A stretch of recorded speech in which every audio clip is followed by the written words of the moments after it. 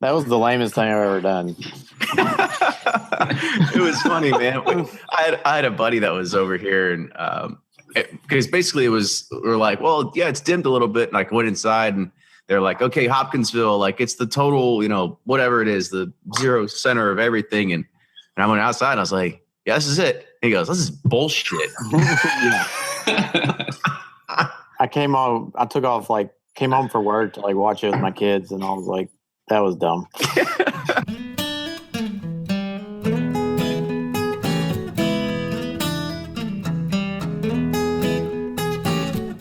Hey everyone, if you would have watched this episode live on YouTube, then you would have seen the curse of the Eclipse. We start out by dogging it and hating on the Eclipse in the beginning, and then all of a sudden, bad things start to happen.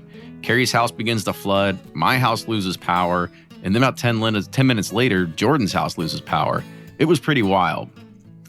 The giveaway for the bottle of Russell's Reserve is still live until 5 p.m. Eastern Standard Time on Monday, August 28th. Thanks for all those iTunes reviews and keep them coming in. This week's shout out goes to Holly Maddock because this is what she had to say. If you're planning a trip to Kentucky and the bourbon trails, these podcasts are a must. I am very new to bourbon, but because of Kenny and Ryan, I was able to plan our days around distilleries and the companies they highlight. I felt more connected after listening to their owners and the distillers tell their stories and hearing their passion. We got to see the Willet hams, had art-eatable bourbon balls, and drank Kentucky Owl bourbon at Dixon's Tavern. The biggest highlight for me was going to Boundary Oak and meeting Brett Gooden after listening to episode 21. He was literally there building a fence and came in to spend some time with us. It couldn't have meant more. She goes on from there, but thanks Holly Maddock. It's reviews like these that really help us know we're doing something good here and hope others get the chance to have that same experience. If you like the show, support us on Patreon. And thank you to all of you who are supporting us at $10 a month. We've gotten lots of great compliments on the quality of those t-shirts, so please, everyone, keep enjoying and spreading the word of good bourbon with them. And with that, enjoy this week's episode.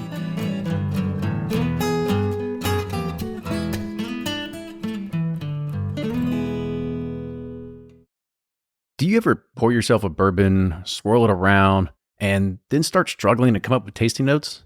And perhaps you're also looking for a good Father's Day gift idea. Well, you can now solve both with a kit from Knows Your Bourbon. And unlike other nosing kits on the market, Knows Your Bourbon kits feature real ingredients for the most authentic aromas. You can smell real Tahitian vanilla bean instead of some synthetic aroma that's just made from chemicals. So head on over to knowsyourbourbon.com and enter code BP10 for 10% off your order. Ed Bly and Rising Tide Spirits are back again with a new release of Old Stubborn Bourbon. And this release of Old Stubborn is a premium hand marriage of 10, 11, and 12-year cask strength, barely filtered pot still bourbon. It comes in at a staggering 123.8 proof, and the flavoring grain for this one, which the last one was wheated, but this time it's now rye. Rich, sweet, and bold with a long finish that's sure to be another eye-opener. You can order online at Sealbox or thebourbonconcierge.com, and you can even purchase in person at Revival Vintage Spirits, and even now with very few select stores in Kentucky. You can get it now while you can, but be sure to do it because it's not going to last long. Always find what you love at Total Wine & More. With so many great bottles to choose from at the lowest price, it's easy to find your favorite Cabernet or a new single barrel bourbon to try with some help from one of their friendly guides. And with every bottle comes the confidence of knowing you just found something amazing. With the lowest prices for over 30 years, find what you love and love what you find only at Total Wine & More. Curbside pickup and delivery available in most areas. Visit TotalWine.com to learn more. Spirits not sold in Virginia and North Carolina. Drink responsibly and be 21. Play Whiskey Wednesday Round 11, the memory game. Until June 26, each week you can win one of our 12 incredible grand prizes. Select two doors at checkout, and if they match on drawing night, you'll win that bottle. Not a match? No worries. You still score a Weller 12-year. Every $5 ticket gives you 5 chances to win, including 4 weekly bonus prizes. Get your tickets now at give270.org. Charitable Gaming License ORG 0002703. From their bar to yours, Chad and Sarah of the popular YouTube channel It's Bourbon Night bring you their favorite at-home old-fashioned mix with the new Elemental Elixir's Golden Hour Syrup. It's a custom-made syrup with notes of bold black tea, warm spices, and orange zest. All you need is your favorite whiskey and ice. No bitters needed. One bottle makes 16 drinks, so that's only $1 a cocktail before you add your own whiskey. They can also be enjoyed in other cocktails or spirits, mocktails, coffee, tea, and anything you can think of. It's crafted locally in Lexington, Kentucky, and you can get your bottle now at whiskeyambitions.com. Welcome back to the episode of the Bourbon Pursuit Podcast. We are here again with the 11th edition of the Bourbon Community Roundtable. It is a fan favorite, a crowd favorite, and we're going to do something a little bit different tonight. We've got a special guest on, but Ryan, how are you, man? I want to introduce Ryan as well. I always end up in here talking and blabbing away, and then we start going around the horn. I totally forget to let Ryan chime in. Yeah, it's okay. I'm not that cool anyways. You know, I don't have a bunch of bourbon bottles behind me, you know, so I'm not that cool. it's you got to set trying to outshine you. What's that about? I mean, it just steals mic time, gets better lighting. You got to really, you got to set the scene. You got to really set the mood. And, I think for everybody that's going to be watching us live tonight, we're up to 35 viewers already. We got some good chat rolling through. So I think it'll be a great night. So as usual, it's been a great day, Eclipse Day. Well, I want to talk about the Eclipse Day here in a second after we go around here, because it was different. Oh, well, we got one back here. So we're already starting the recording, Carrie. So let's sit here and clue you in here in a second. But the what I wanted to do is I wanted to introduce a new person here to the roundtable tonight. So I put out we got a giveaway going right now on the Bourbon Pursuit Facebook group or the Facebook page, and you get the opportunity to take home this bottle of Russell's Reserve that's got Ryan and our pretty faces on here with Jimmy Russell, Ed Bly, Cork and Bottle, Reed and Emerald in 1789B, Nick DeCaos of Bourbon Mafia. It was we did a lot of good barrel picks, and the only way you can win remember any of them. it was a very, very, very hazy day. That's a good way to put it. And the only way you can win it is, you got to be entered. And to enter, you have to comment and say, what's a topic of discussion that you want us to do? Or who do you want us to interview as a part of the podcast? And we're taking these as serious suggestions. And I had quite a few people that said, we need to have some more community in the community roundtables. And so Brian couldn't make it today. So I said, well, let's find our relief pitcher or whoever we can to bring in. So I put it out there. And Maxwell responded back within sub 4 minutes, and so he was our guest today. So Max, I want to let you go ahead and introduce yourselves to everybody here in the bourbon realm who doesn't know you already. Hey guys, like you said, my name is Max. I run Superfly Bourbon Club with my best friend Mike. I'm out in Florida. He's out in California, so we kind of. Not as serious as some of the other ones. We just kind of talk about what we like, what we can get, some reviews, some recipes. I'm also big in the Tampa Bay Whiskey Society. We get together, have some drinks. If you're in the area, let us know. We're pretty serious here, so I don't know if you'll fit in. Oh yeah, I don't know, man. I don't have quite as many bottles behind me as Kenny. So. Exactly. There's no joking going on around here. Let's put our serious faces on. Right? Yeah, I'm sorry, I forgot. I'm just fucking. All right, so with that, let's go ahead. We'll go around the horn here and start off with Blake. I'm Blake from bourboner.com. You can find me on Twitter, Instagram, Facebook, all of the above. Bourboner.com, BOURBONR. You look really good tonight with the clear video. That's 1080 high def, my friend, coming at you live and clear on a new camera. I'm liking it. I imagine the viewership will go way up after this one. It's this evening high def. Oh yeah. Jordan, what's up, man? Hey, how's it going, guys? So this is Jordan from Breaking Bourbon. I'm one of the 3 guys who does breakingbourbon.com. You can catch us on Facebook, Instagram, Twitter, and Patreon at Breaking Bourbon. News, articles, releases, and of course our upcoming calendars. And Carrie, how's it going, buddy? Hey, man. I don't know what the deal is, dude. Tonight I've reset everything in my house and I still have horrible reception. So I'm going to try to get this working. This is Carrie from Suburbia, SUBOURBIA.com. You can find me on Twitter and the Facebooks on the Bourbon R Facebook group. It's where I usually hang out all day long. And follow me on my blog, especially when I have good bandwidth. Thanks. That's why he hasn't put any new articles recently. Yeah. He's on this dial-up 56K and barely get HTML. barely People get keep that calling sound. He was asking if this was an AOL chat room. I said, no, Kerry, it's a little different from the chat room days. ICQ. So should I join Patreon just so I can pay for better internet? Yeah, there you go. All you need is an extra like $10 a month, man. That's all you need.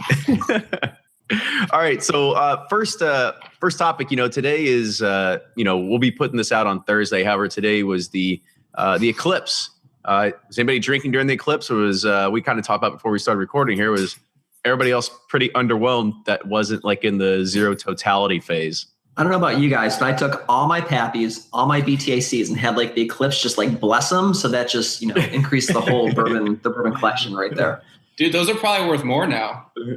I'm waiting. Who's going to have the first Eclipse whiskey of, they had 100%. Wyoming. I think Wyoming whiskey was coming out with an Eclipse whiskey. Weren't they? Oh, it's coming. Isn't there already an Eclipse rum or something? I know there's an Eclipse moonshine. There's Eclipse chewing gum. That's all I'm doing. Give it a couple months and we'll have that special edition from Beam, finished on the barrel on the day of the Eclipse. Yeah. Oh, I'm surprised he said Beam. I think I saw it'd be Jefferson's Reserve. A lot of people's guesses on the forums was it's got to be a new Jefferson's. It's going to be the Eclipse release. Oh, for sure. I saw on some forum they're trying to do something with SpaceX and send something up into space. Oh, jeez. Wasn't there a Scotch that had a space age whiskey? There's a Japanese whiskey that's on the space station. Okay. Is it in a barrel? Is what? I think it's Nikia or something. Oh. In a barrel? Yeah, there was a beer too. They did that. They sent just the yeast into space and then made the beer out of it. And the difference was, I'm not paying $30 for a single beer. Yeah, it's it's kind of funny. And I guess I'll ask you all, like, you talk to some of the master distillers and they have a funny way of always phrasing things, because we ourselves, a lot of us, we love Dusties. We love these old bottles. However, most of these guys, they always say the best bourbon is yet to be made. And when people are saying we're aging stuff in space, you're like, oh, Jesus, like, seriously, like, this is what we're getting. Like, this is what it's coming to at this point. This is our future. Yeah, unfortunately, I think so. It's who can come up with the most clever way of aging or processing or something else. Jefferson's used every trick, though, right? There's not a whole lot. They have to. No, they've got plenty. The Doug Blind one is the most. I'm waiting for like Jefferson's deep ocean aging, because that's coming. Oh yeah, just put it in a submarine and just sink that bitch for like 3 months. Yeah, exactly. I think Jefferson's that's the point tanning bed. when we know it's over. When every shelf is just filled with like alternative forms of bourbon, then we know at least we're in the clear. Like, I actually root for that, because then we know that nobody gives a shit about bourbon anymore, because it's all gone to hell at that point. Like, so is this the comic book section or is this the bourbon aisle of the store? Yeah. Right next to flavored vodka. You'll find it right over there. Yeah, I think we're going to save like the whole flavored whiskey topic for another day, because we've been a little light on bourbon news, but the only real news that's come to light recently is the release of the 2017 Old Forester Birthday Edition. It's something that comes out every single year. Here's some text that came from the press release. The barrel selection was drawn from 12-year-old barrels, as usual, because Old Forester Birthday is always 12 years old. Different warehouses and floors.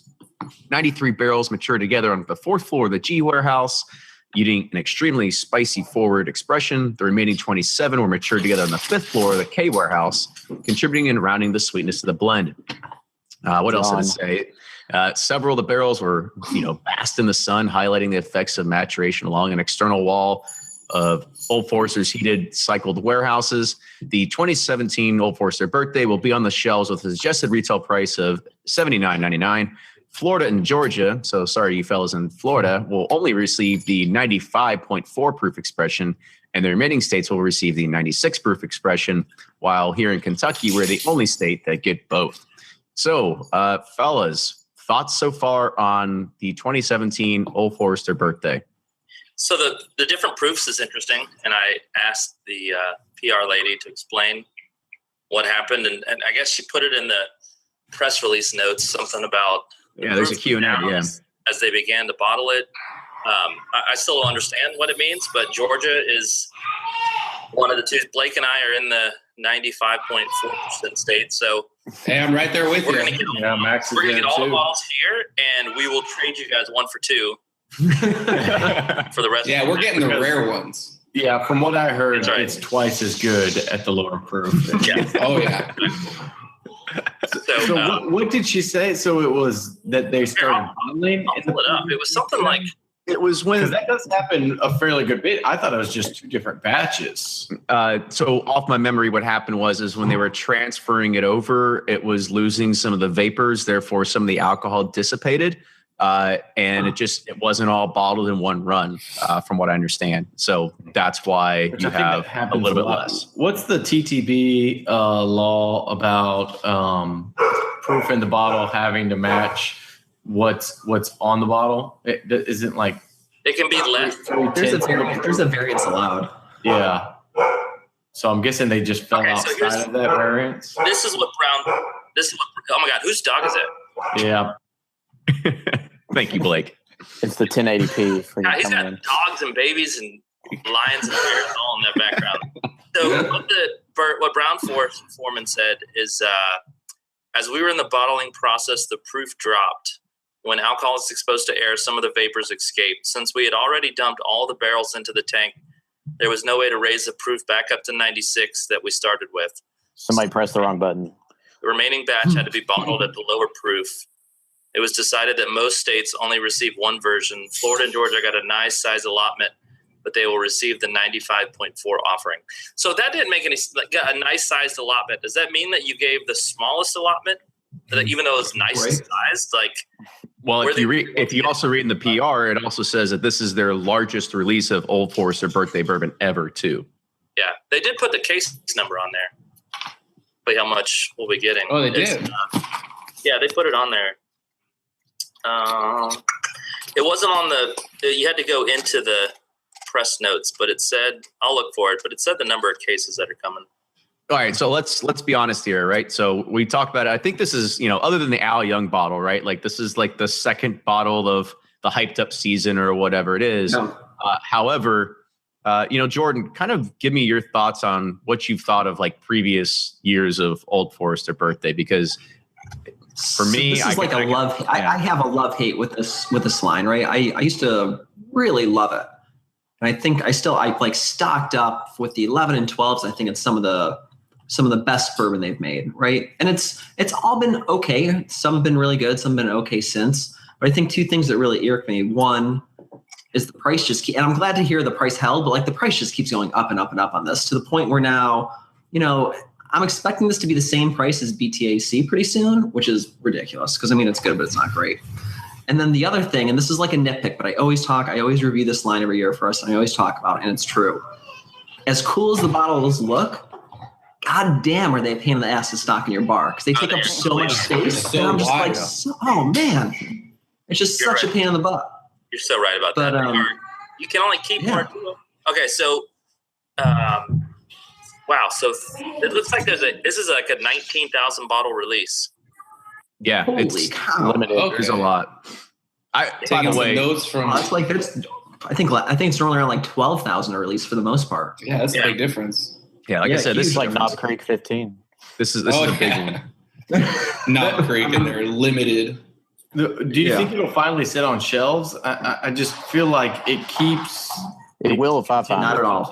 It's growing 20,000. and I don't get it at all. But I still, even at 20, what was it, 19 or 20,000 bottles? 20,000 bottles. 20,000 bottles. I still think it'll probably fly off at $80. It'll sell. It's the whole conundrum of, if you make anything limited release, it's going to sell out, right? If this was like, if 1920, right? If their Old Forester 1920 bourbon was a limited release, it'd be gone instantly. But because it's available year round, it sits. People are like, oh, I can get it. I don't need to hoard it. Yeah. Exactly. And if they did the same thing, they would sit year round. It really would. Yeah, even though it's much better, the 1920 or whatever is so much better than any of the birthdays I've ever had. That's my favorite thing from that distillery is that 1920. Yeah, that's one of the few ones I do like. I've just never been The birthday is always just yawn. They come out. I'm like, oh, who cares? Yeah. The birthday is I'll try it at a bar. Decent. Yeah, but for $80 or $75, whatever it is not now, for $80. I'll let everyone else have my bottle. But let's be honest, I'll buy a bottle if I see it, and at least have one, so I can continue the line. I mean, if it happens to fall in your lap, you can't just leave it there. I'm not gonna lie. September, whatever it is, trade bait. comes out, I'll probably have one up on my Instagram. So just gonna throw that out there as clarification, so I don't get that comment. Hey, I thought you were gonna buy a bottle this year. So Jeremy Kendrick said, even if it was $150, it probably still wouldn't sit on the shelves. Like everybody's still going to buy it up, right? It's just the way it is. I think in this the market the way it is. Sorry to cut you off. I have water pouring into my basement right now, so I'm gonna. Whoa! Wow, is it a bad day for you, Barry? Holy cow!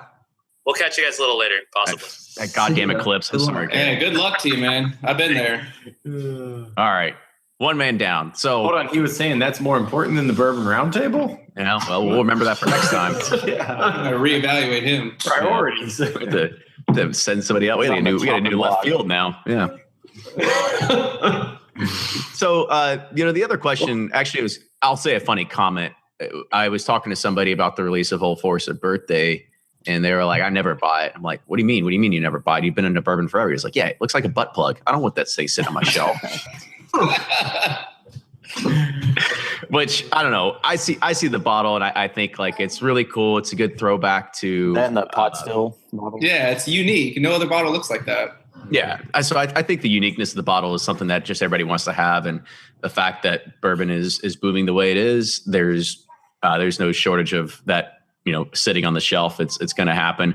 What really is going to irk me is that here in Kentucky, I mean, not irk me, it's just the nature of what it is. But here in Kentucky, there's going to be people are going to be waiting in lines to be camping out. Like it's going to be run. How fast can you get to the store? And then there's just going to be somebody in Michigan that's got like, oh, I'm here at Costco. They got like 40 on the shelves. Right? Costco. That's the truth. I mean, it's going to happen, right? And so that's always one of the things I'm just like, oh God, it's one of these things that I'm gonna have to bust my butt to get a bottle, and then somebody's just gonna run into 40 of them. As soon as those liquor barn emails go out, the chairs get set up. It's ridiculous. Oh yeah, and at least it's getting distributed though in some parts. So Nick and Eric, who are in New York, they haven't got a birthday bourbon in the last 2 years. I think like the distributors just don't drop in that state, which is rough. Well, not even because it's great bourbon, but it's just they don't even have an opportunity to like decide if they want to get a bottle or not, right? It's just, nope, you're not going to have a chance. I at least want the chance to say, no, I didn't want it this year. Right? So exactly. That's it. Don't hold that back from me. Yeah. Well, hopefully that Patreon campaign is going well for you guys, that they can go ahead and just buy themselves a whole vertical birthday bourbon. Yeah. Oh man. That's one bottle that always, whenever it pops up on the secondary, you're like, wow, it's just, even 2016 is still climbing, right? I think I saw one today go for $250. I'm like, get out of here. Yeah, no, thank you. I think, although I did like the 16. I like that more than the last couple of years. Not $250, fine. Yeah, no. I'll take 1920. Everybody's in agreement though. Like 2013 was the best that there was, and for the Old Forester Birthday. I mean, I've heard Chris Moore say that out of his own mouth. So yeah, I would say it's definitely the best. I actually stocked up on those, and then was like, I still don't love it that much. And I think I traded one bottle for like a old label Wild Turkey 101 rye, and like sold another bottle for $75. And I'm like, shoot, I should have just held on to them. I could have done a whole lot better than. So while we're on the topic of Old Forester, has anybody, and I guess this is also on the side of gimmicks, right? The Statesman, right? Around here, people just went batshit over it. I didn't care, but it's flying off the shelves. But now it's kind of restocked. I think it's going to be a continual thing. You guys seen it in the other, your parts of the country as well? The Old Forester Statesman release. At the Halle Berry bourbon. Yeah, the little chug video. Yeah, I remember that. I still don't think she actually chugged the whole thing. If she did, I don't know. Then I have a newfound respect for it, but it had to be. Yeah, she got a little hotter if it was real. Yeah. I mean, You got Channing Tatum pouring it for her too. So I mean, all the stars are aligned right there, right? It should have been working, but I mean, are you guys? City. Do you guys actually see it like in your parts of the country? Because around here, it's on the shelves, off the shelves pretty quickly. It's in Florida. I can find it relatively easy. Yeah, I saw it today. I didn't get a bottle. It's only $2 less than 1920. I'm like, I'd just rather have 1920. Yeah, what's the? I to be honest, I haven't even read like the specs on it. What's the aside from it being for what it was for that movie, right? It's for the movie. I believe it's 95 proof is the proof on it. Statement, just hey, we did this since 95 proof. Pretty much. That's all I know, man. I'm kind of worried about that movie. I think that's going to make the hype even bigger because Hollywood is going to go in and they're doing that whole movie about these secret undercover whiskey distillers. Like they're going to go in and Hollywoodize Kentucky bourbon.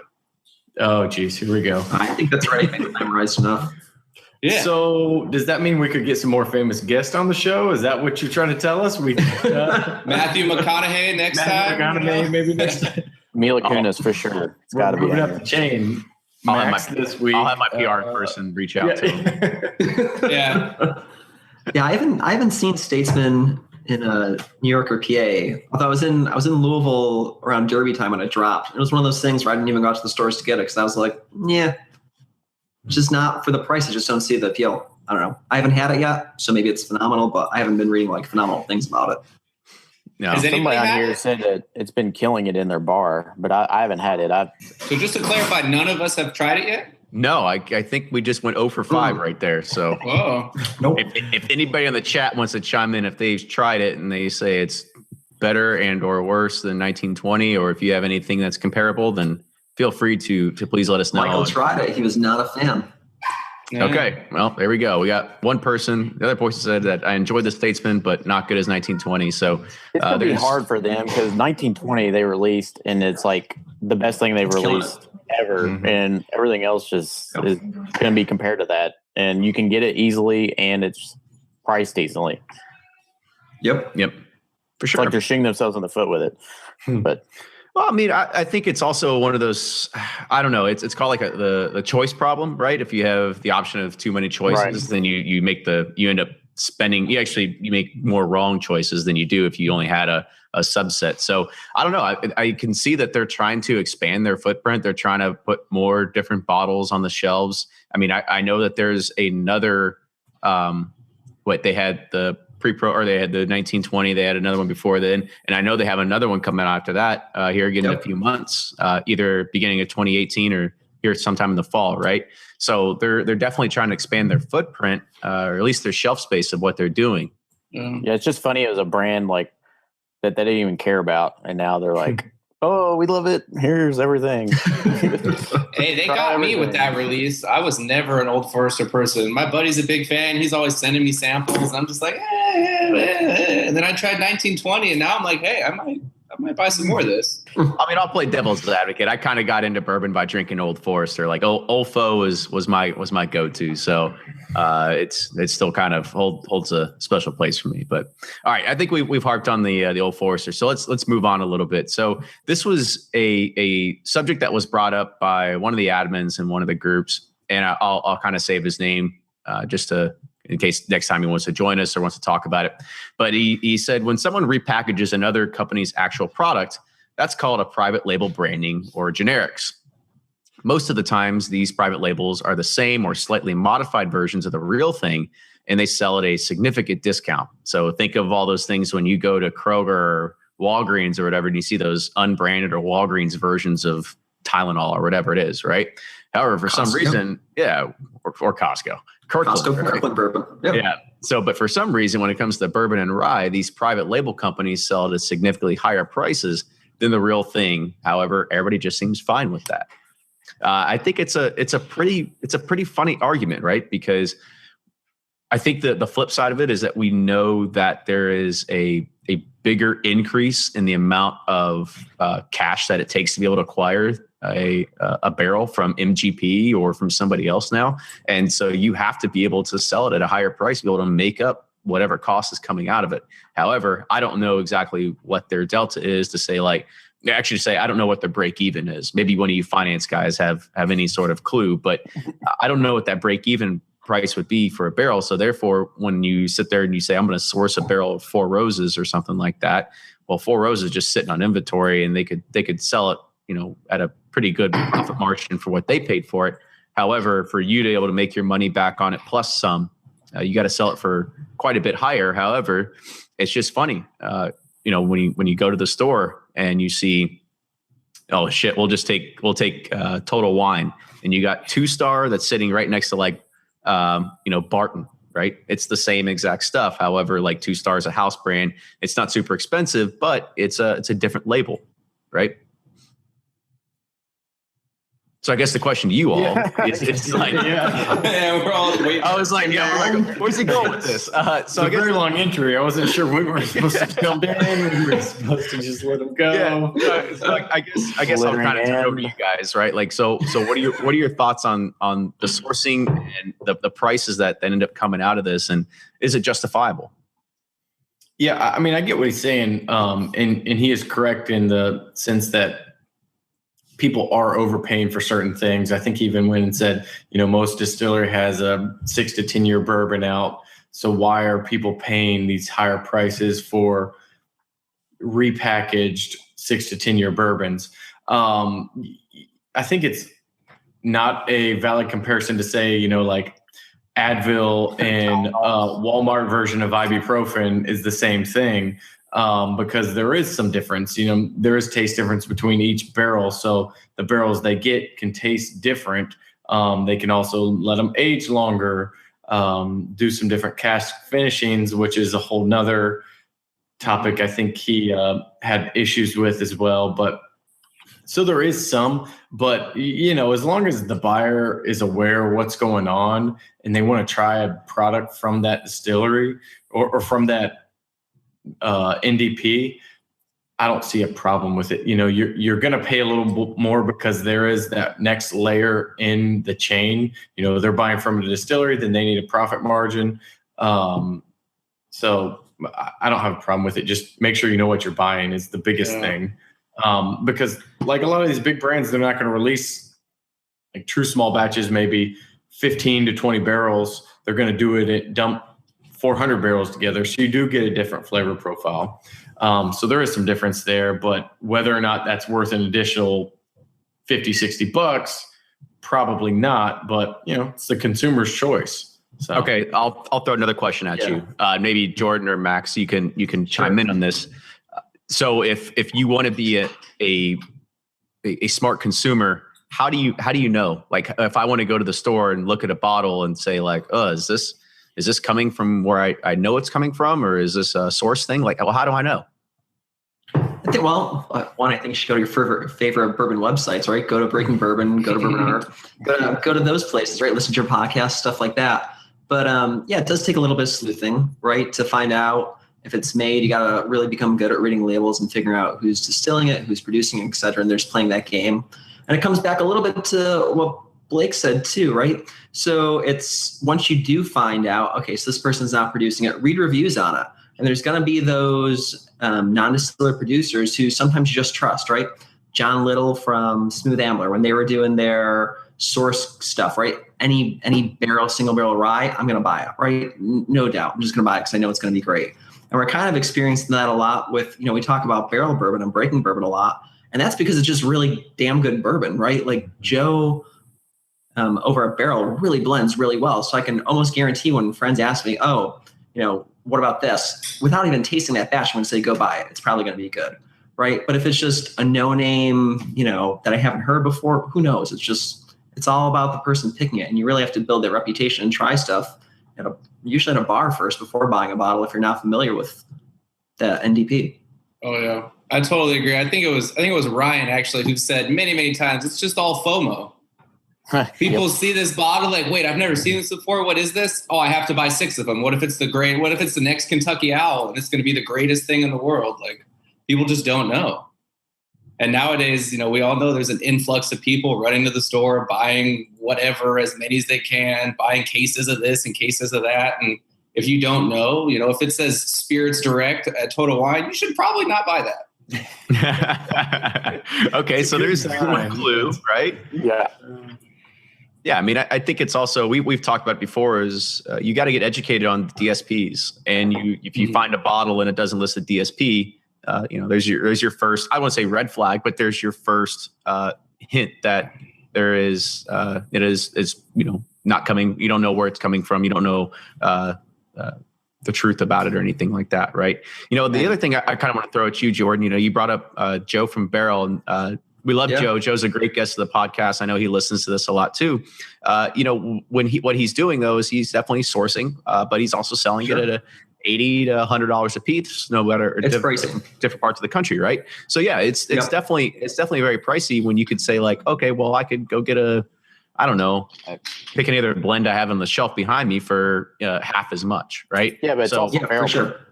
It's also barrel proof though too. So you got to think. That's true. That's not common. It's barrel proof. It's limited batches, and usually what's just surprising is it really is usually good, right? And it's funny. So, and I know we also have a good relationship with Joe. And he's a great guy, and I was up until the last few releases just always really skeptical. I'm like, you can only go so far with this. There's going to be a miss.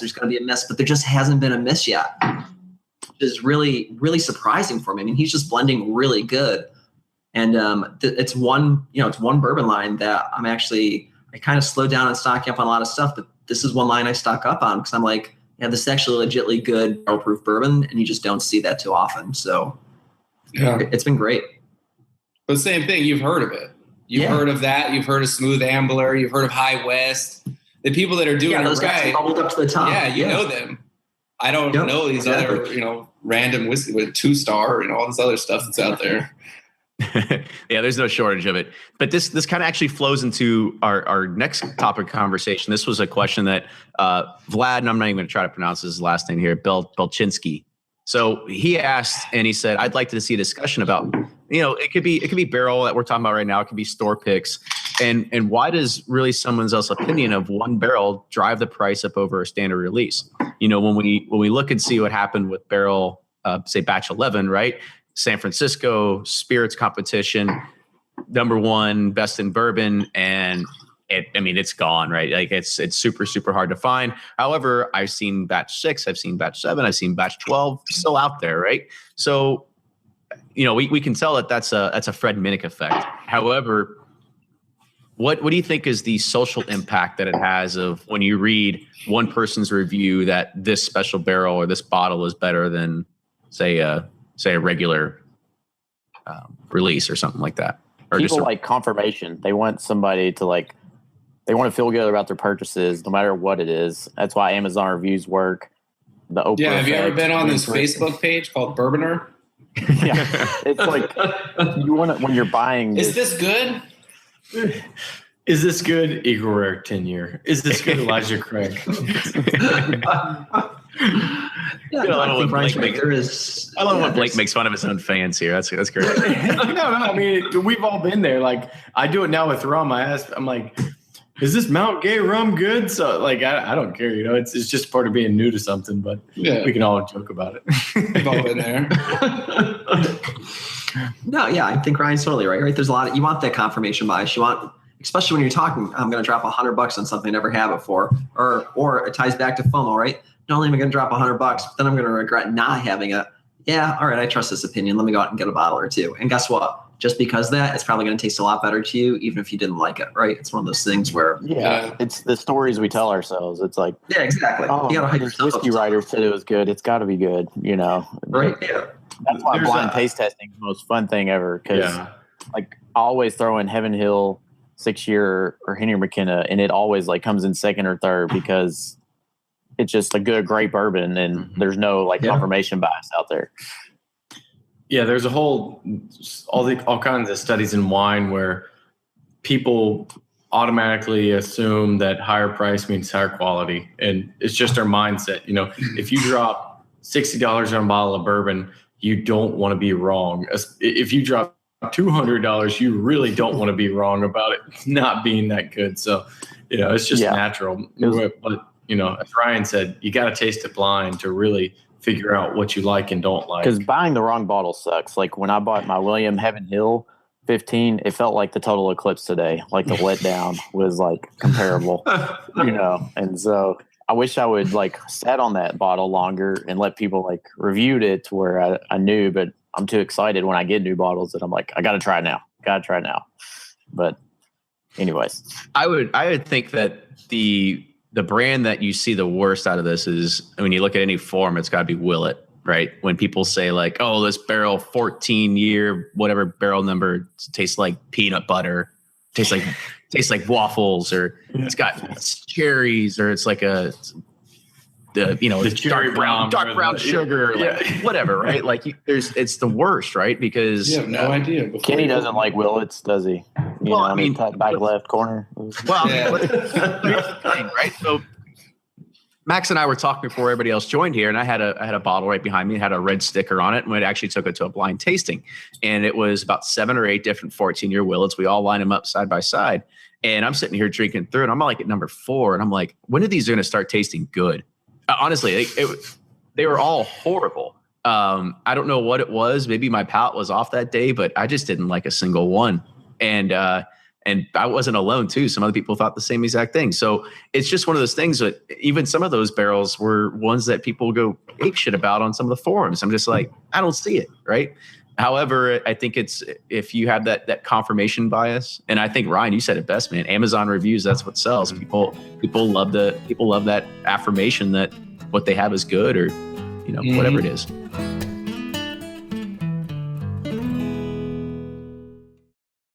If you're anything like me, then you can't get enough about bourbon. And that's why I'm a subscriber to Bourbon Plus magazine. Bourbon Plus is a quarterly publication that tells the stories from the heart of bourbon, the farmers who grow the grain, the distillers who labor over the process, and the people like you and me who raise their glasses to celebrate it all. Subscribe to Bourbon Plus magazine today at bourbonplus.com, that's PLUS.com, and use code PURSUIT at checkout for $5 off your subscription. Shopify's already taken the cash register online, helping millions sell billions around the world. But did you know that Shopify can do the same thing at your retail store? Give your point-of-sale system a serious upgrade with Shopify.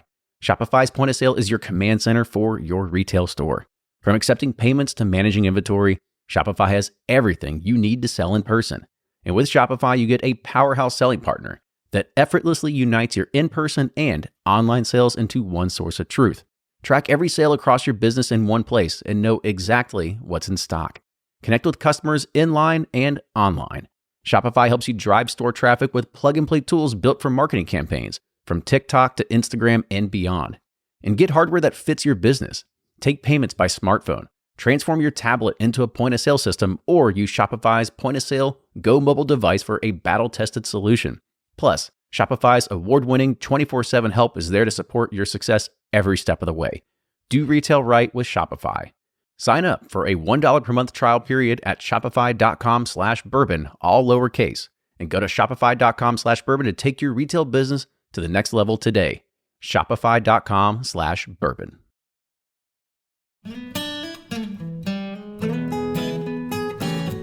So I guess another question is there a bottle that you all have had that had like stellar reviews, and then you tried it and you said like, no, not happening, not for me? Absolutely. I'm going to cut back right here, and I don't want to offend anybody, so I'm going to say that right now. Go for it. Go Barrel Bourbon Batch 11. That didn't take too long. 180. Right in my head. It jumped right in my head. My buddy Mike. Somebody cut his mic fast. Getting kicked out. I'm never back. You guys will never see me again after I said that. Pull those beats. A buddy of mine sent me some blind samples, and I got some Joseph Magnus, some Willets, a couple other things, and one of them was the 11, and I rated that the worst out of all of them. And he told me that was barrel batch. And I was like, oh, man. And I still had a little left, a little 2-ounce sample bottle. I had like an ounce left. I went and tried it again. I was just like, you know what? Like, it wasn't for me. It wasn't for me. Marzipan? I did not taste any marzipan. What about anybody else on the panel? Yeah, I think I've had several of those. I'm trying to think back, but there was a few Willets like Kenny where I just didn't like them. But Old Forester Birthday Bourbon, I know we kind of already hit on that, but that was always that one for me. So I kind of feel bad going back to it, but that one that everybody it'd sell out fast, and people usually liked it, but I just never really liked it. Those are the big ones that stick out for me. What else? Booker's 25th. I hate. No, I'm just kidding. No,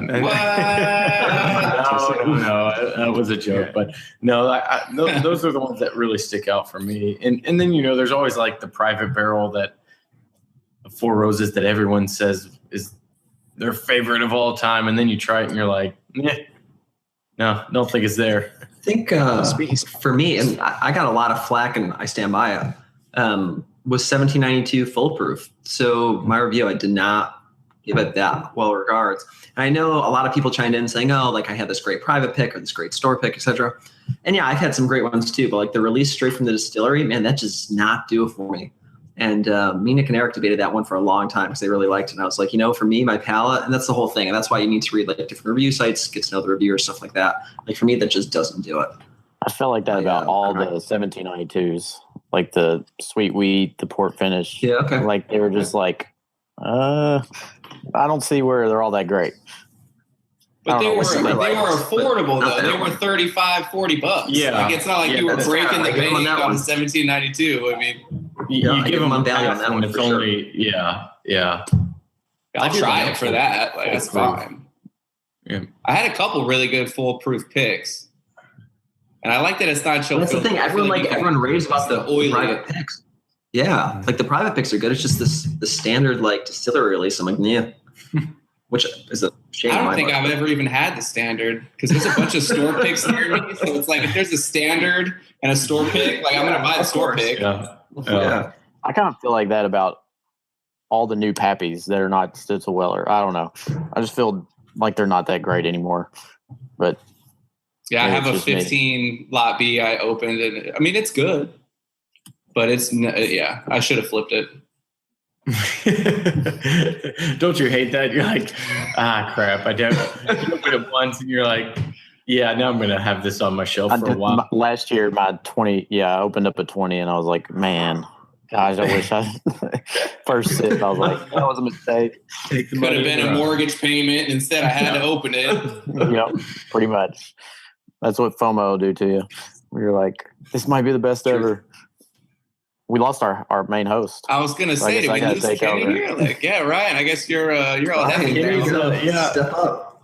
So, guys, Kenny here. Next question of the night is gonna be private picks. Everybody goes crazy for them, and not all private picks are the same. Have you ever had a private pick that somebody loved and that you didn't like?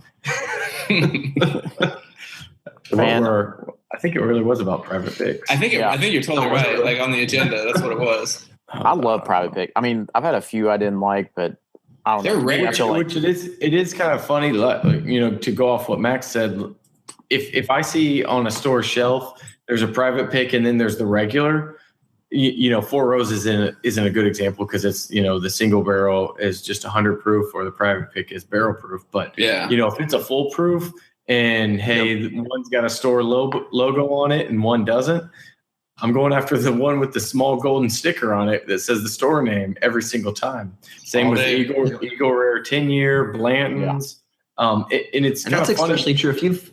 Yeah, because Blanton's is single barrel, so it really shouldn't matter. But if you find a store and you like the person who's doing their store picks, if you like one or two and you really like align with that person's palate, man, you just found like the jackpot, right? Because basically they're going to be picking some great barrels and you align with their palate, so you're going to start hoarding that stuff. So it's like this is the next best thing towards me picking my own barrel, right? Oh yeah, yeah. No, I agree. I'm lucky enough to do store picks with a buddy of mine's own a liquor store, and it's one of the coolest things I get to do. And some of those picks are like my favorites all time. I mean, of course I'm picking them out, but they're yeah. Is that Kenny back in here now? Do we I think so. Can you all hear me? Welcome. Yeah, we were just hosting the show. Don't worry. We had to lead ourselves for a little while. It was crazy. Gee, our power went out. I lost all the internet. I had to go get my MiFi thing and turn it on. Like our house is still like out of internet right now. So I don't know what the hell just happened. Yeah, I know. Damn Eclipse! It's out to ruin this. It's like flooding Carrie's basement, and Kenny's power's off.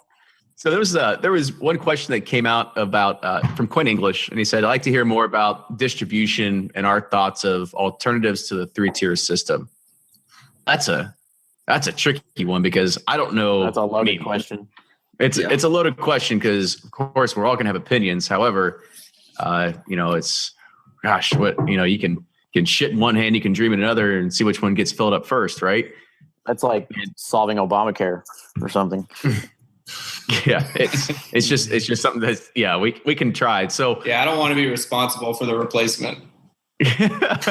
Well, we're not going to let you try to solve Obamacare tonight, Max, but go ahead if you have any ideas on how do you fix a 3-tiered system. And by the way, for anybody that is new to the show or does not know, a 3-tiered system is what we currently all live in, where a distiller, a producer makes a product. You have a distributor who buys it, and then you have the distributor that then sells it to the liquor stores, and the liquor stores then sell it to you. And there's a lot of hands a lot of trading that goes on through there, a lot of handshakes. And once it usually hits a retailer, they own it. They can charge whatever they want for it. That's just how it works. So, Max, any ideas on how you solve this? Once again, man, this is a complicated problem. Honestly, and I'm not, no, I really don't. I feel like we might all pitch in. So, any idea you have is going to have its own caveats. Any solution is going to have its own problems. Say you take out there's just too many moving parts. Like no matter what, especially with bourbon, especially nowadays, since there's so many people that are looking for it and we're such at this influx right now, no matter what, you're going to have a large portion of people that are unhappy. Yeah, it's just supply and demand. The demand's just too high. I don't think there's realistically much that can be done. I mean, I say this kind of sarcastically, but a little bit of truth, right?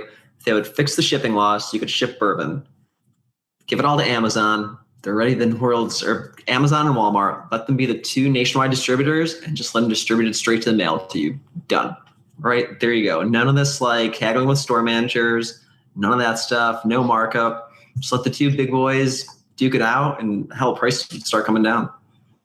But then you're going to have everybody with those little bots that go in and just automatically buy things as soon as I'm not saying it's perfect. You'd have the Kenny Coleman's of the world freaking necessarily get rid of the 3-tier system. I think you just have to loosen it up in some places. Like, I went through this with a private pick I did where we wanted to run it through a store. Everyone was okay with it. The brand was okay with it. But it still had to go get, bump and go on the distributor's loading dock so we could give them their 33% and they could take their margin where, if they loosened up a little bit, let the distillery sell more out of their distillery, let them bypass distribution a little bit here and there and ship where they want to ship. I think you just have distributors fighting really hard for their cut. And they do work hard and they promote brands, but in some cases they're just, basically lobbying to have their piece of the pie and they're not doing a whole lot. So if you could loosen it up where they're not really needed, but they're making themselves needed so they can get their cut, I think that would help. But I just think you're never going to get rid of the 3-tier system, which is okay because most distilleries don't want to run logistics for 50 states and working with thousands of retailers and that kind of stuff either. But, whenever they want to do something special, it's kind of like with some of these smaller distilleries, some of them are sending it to the distributor who then gives it back to them, who then the distillery can sell it to a customer.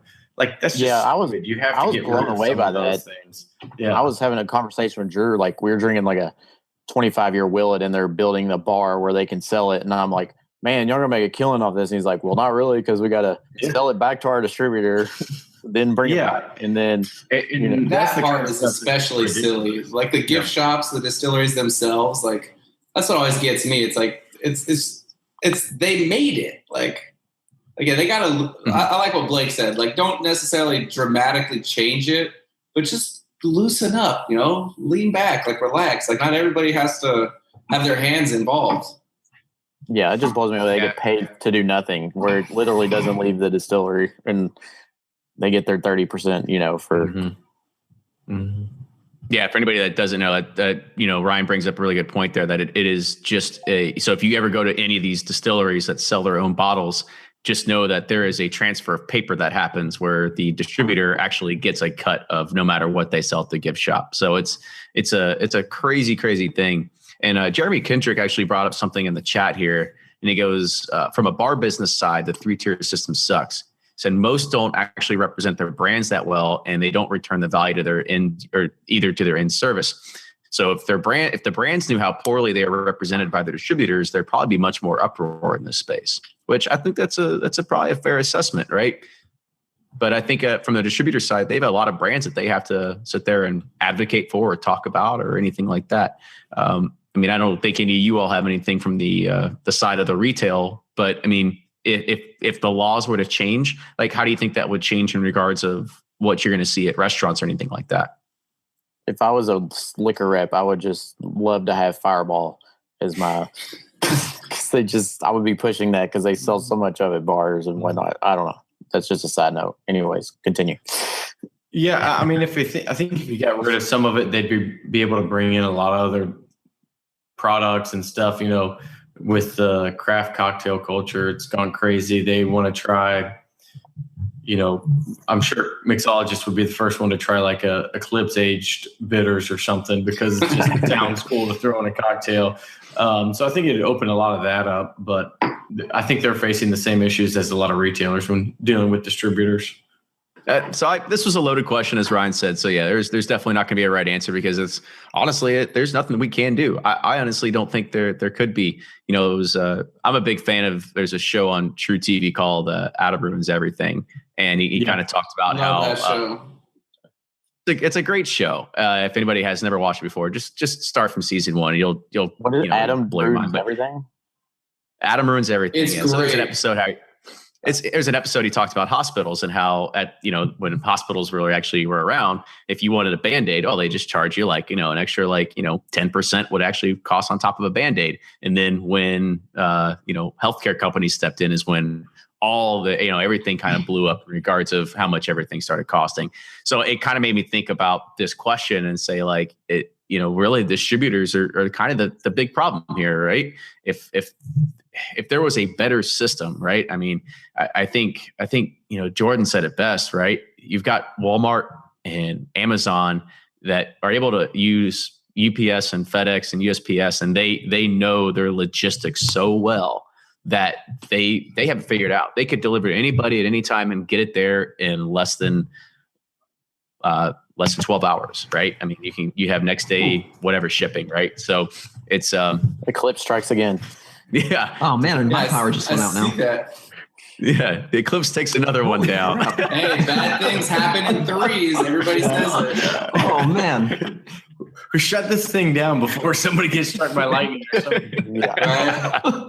Jesus. All right. No, well, okay. True, like with what you're saying, like we lose a lot of efficiencies, and even more true in the medical field. Never pay if you're self-pay or out of network. Never pay what they send you in the first bill. That's a side note for the Bourbon Roundtable. Dang. My daughter just got some tubes and the bill was really high. Oh yeah, no, call. That's based on the professional fee schedule. You're not going to pay that. Perfect.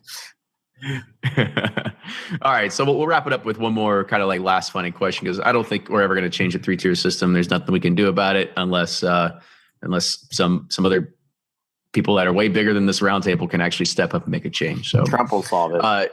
Yeah, right. So John asks, he says, discuss the, never mind. What was I looking at here? Sorry. Adam asks this. Adam Kessell, he says, what's the drink that you go to when you're not drinking bourbon? It could have a connection to bourbon, maybe not. Bourbon barrel-aged rum, tequila.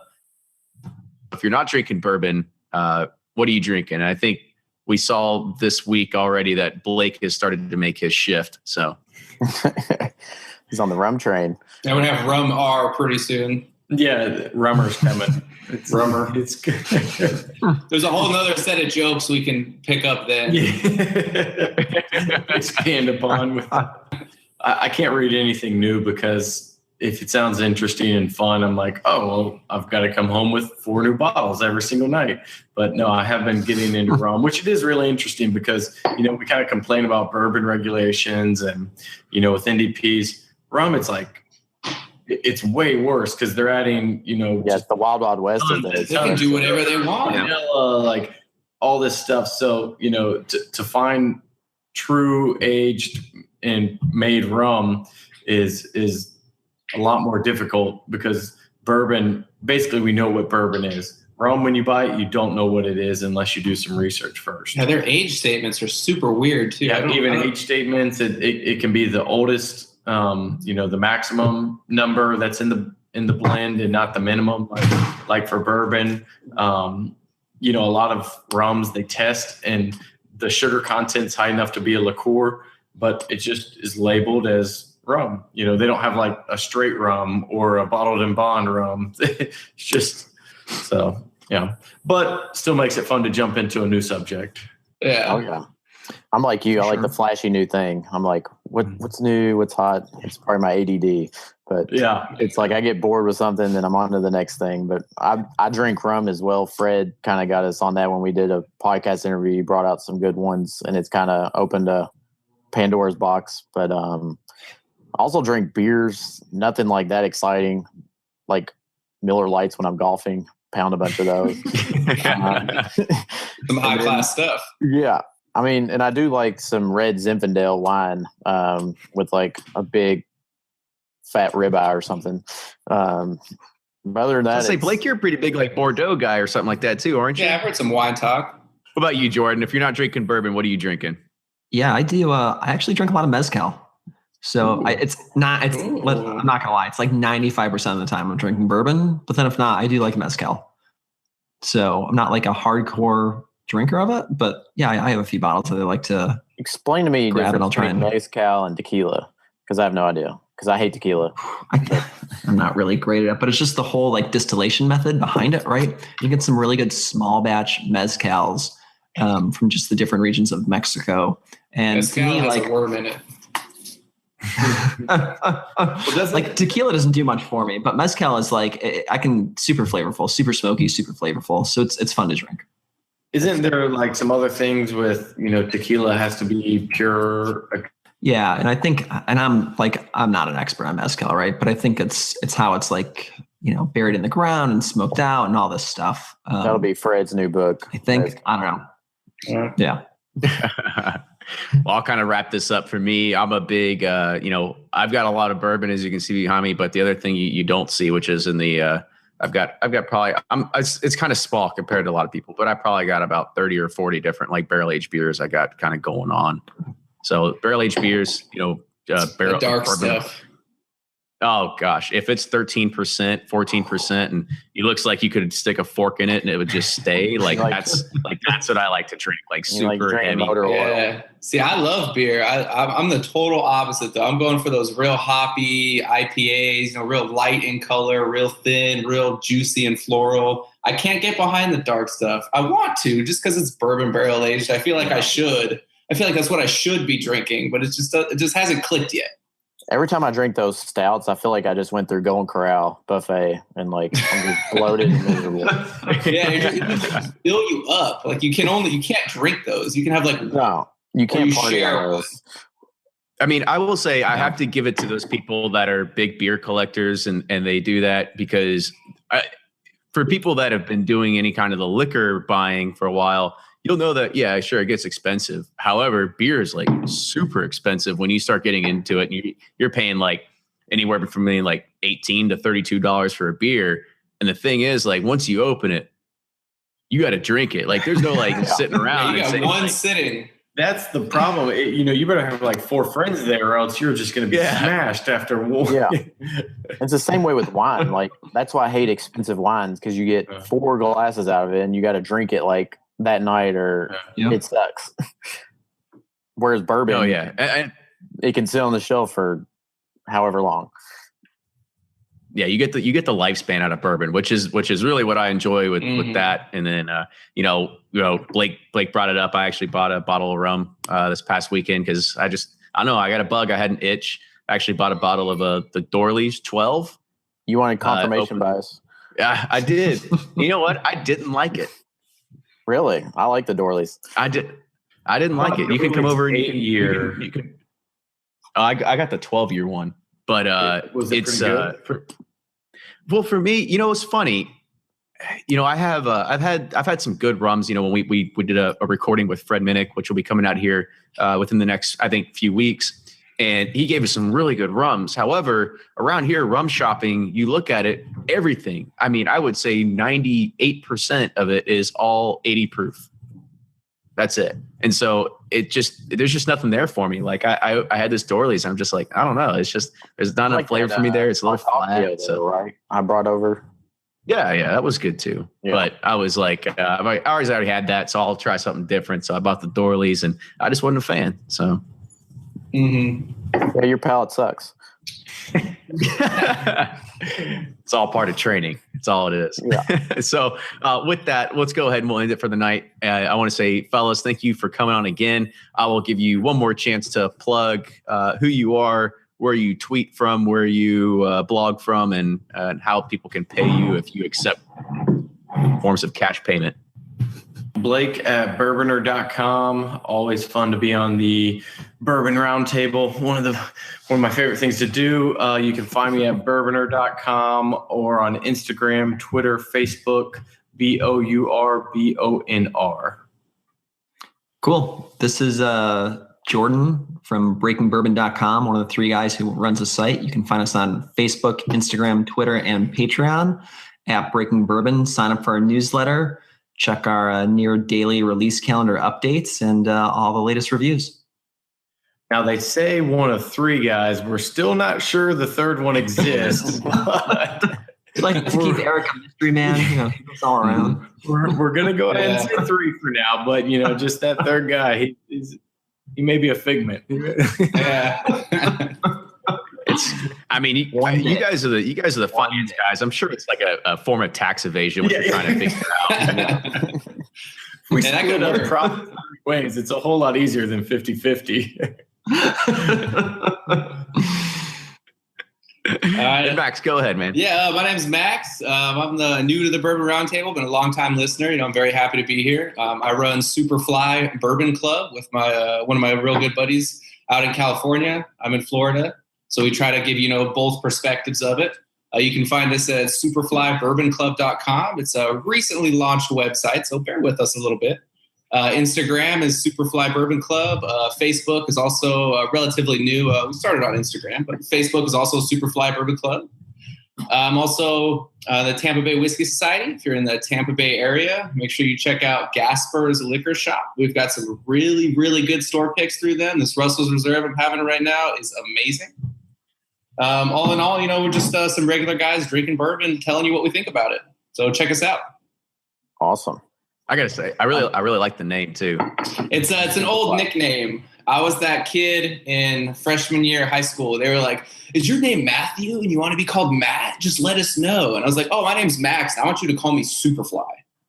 And that teacher actually really called me Superfly for like 10 years. Like after high school, she added me on Facebook. She's like, "Oh my gosh, you and I just embraced it, That's awesome. That's awesome. It's plus, it just sounds cool. Don't lie. It's cool. It sounds good.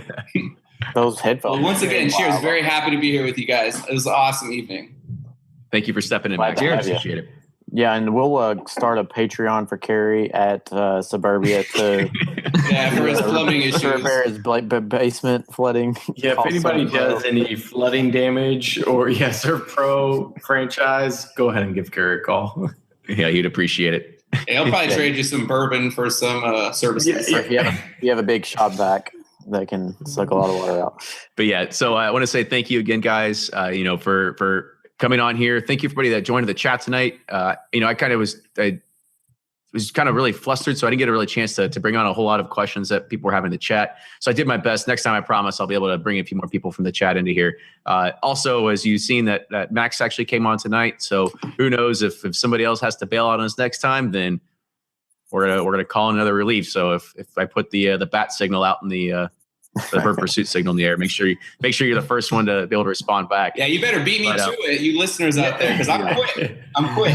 You listen, like, get under 4 minutes. It's like, yeah, Kenny did not say this was a one-time thing, so you guys got to beat me.